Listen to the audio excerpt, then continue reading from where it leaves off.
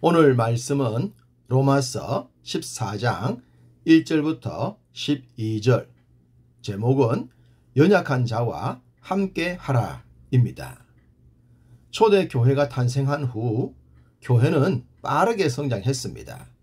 하루에 3,000명이 새가족이 될 정도였고 5,000명과 허다한 무리까지 날마다 그 수가 더해졌다고 합니다. 이렇게 놀라운 성장이 감사한 일이지만 이들을 돌보는 일도 그만큼 중요하지 않겠습니까? 시간을 두고 세월이 흐르면 성숙해지기도 하지만 처음부터 체계적으로 가르치는 것이 훨씬 신앙 성장에 유익하기 때문입니다. 우리 주님께서도 그러지 않았습니까? 주님의 3대 사역을 가르치고 전하시고 고치시는 것이라고 합니다. 주님은 늘 제자들에게 물으셨어요. 그리고 그들의 영적인 상태를 진단하신 후에 가르치셨죠.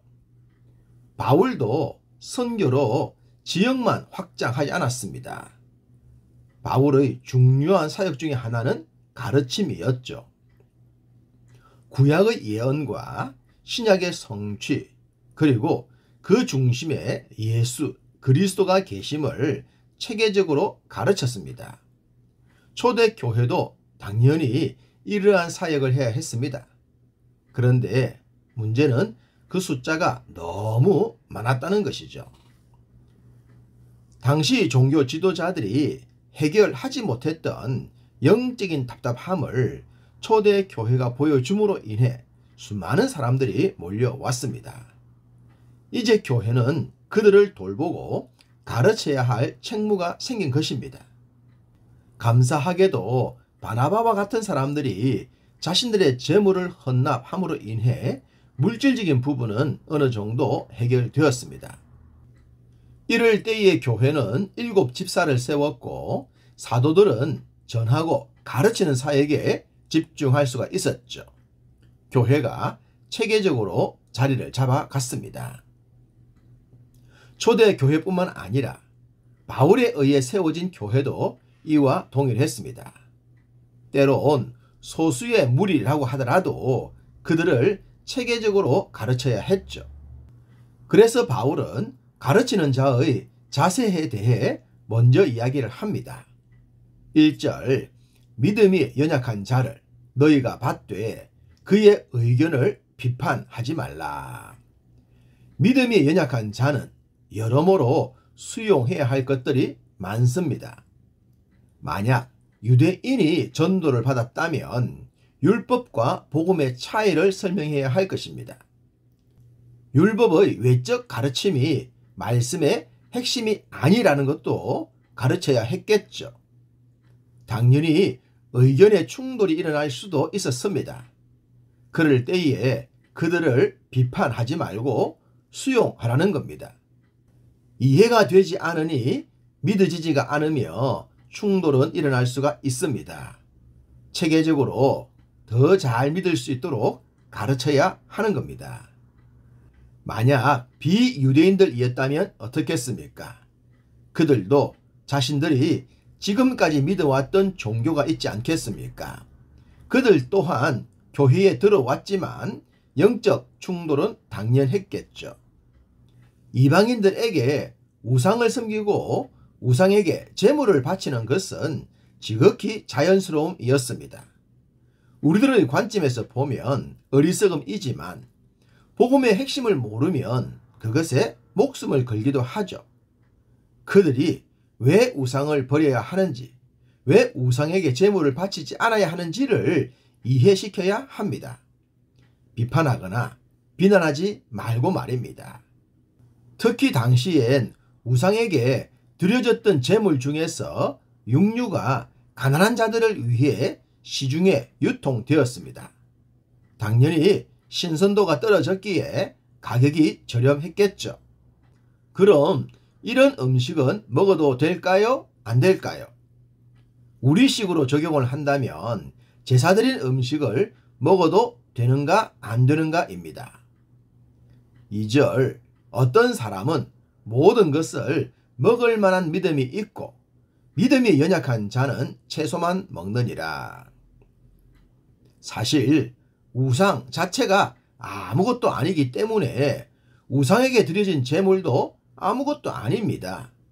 아무것도 아니라는 것은 그 음식 자체에 어떤 영적인 영향력이 있을 수 없다는 겁니다. 그냥 음식에 불과하다는 거예요.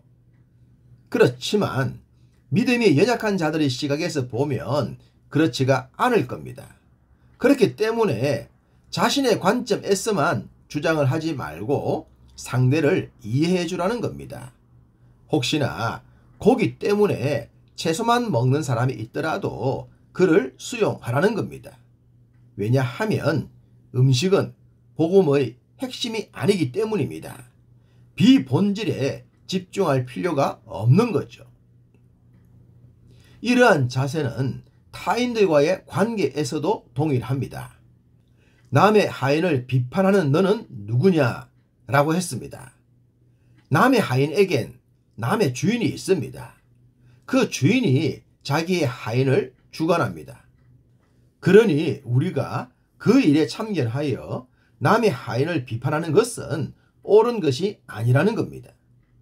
만약에 그 하인이 우리와의 어떤 문제가 생겼다면 모르겠지만 그러지 않다면 괜히 간섭하지 말라는 겁니다. 또한 어떠한 날들을 지키는 일에 대해서도 그러해야 했습니다. 5절 어떤 사람은 이 날을 저 날보다 낮게 여기고 어떤 사람은 모든 날을 같게 여기나니 각각 자기 마음으로 확정할지니라. 믿는 자들에게 안식일은 너무나도 중요한 날입니다. 우리에겐 주일이 그러하죠. 그렇지만 믿지 않는 자들에겐 그 날이 즐겁게 놀 수 있는 최고의 날이지 않겠습니까?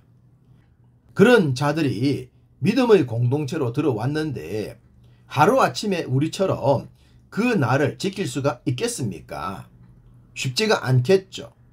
그러하기 때문에 먼저 믿은 우리들이 그 날을 소중하게 생각하지 않는 사람들을 함부로 비판하지 말라는 겁니다.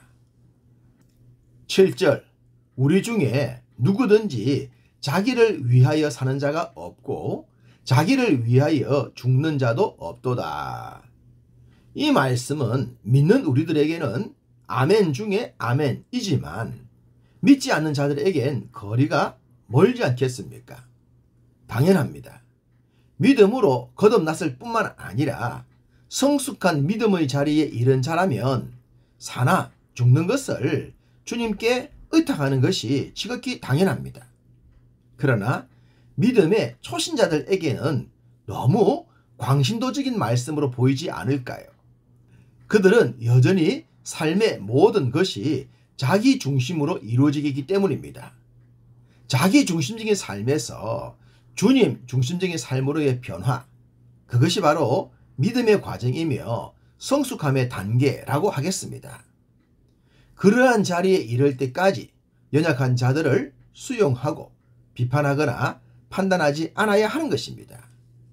그리고 때가 되면 우리 고백을 그들도 할 수 있기 때문입니다. 8절 우리가 살아도 주를 위하여 살고 죽어도 주를 위하여 죽나니 그러므로 사나 죽으나 우리가 주의 것이로다. 할렐루야. 이 말씀은 읽기만 해도 듣기만 해도 은혜가 됩니다. 그렇지만 믿음이 연약한 자들은 우리와 같은 고백이 쉽지 않을 것입니다. 사실 생각해보면 우리도 한때는 그러하지 않았겠습니까? 저도 그러했기 때문입니다. 그렇게 부족했던 저를 믿음의 여러 선배들이 도와주었기 때문에 이 자리에 이룬 줄 믿습니다. 모두가 다 성숙한 신앙인이라면 공동체나 세상 속에서 특별한 문제를 일으키지 않을 것입니다. 그렇지만 그렇지 않기 때문에 품어주고 기다려주며 용납하는 겁니다. 그리함으로 인해 우리 모두가 성숙한 자리로 나아갈 수가 있지 않겠습니까? 오늘도 그런 과정을 통해 우리 모두 성숙해지기를 간절히 소망합니다.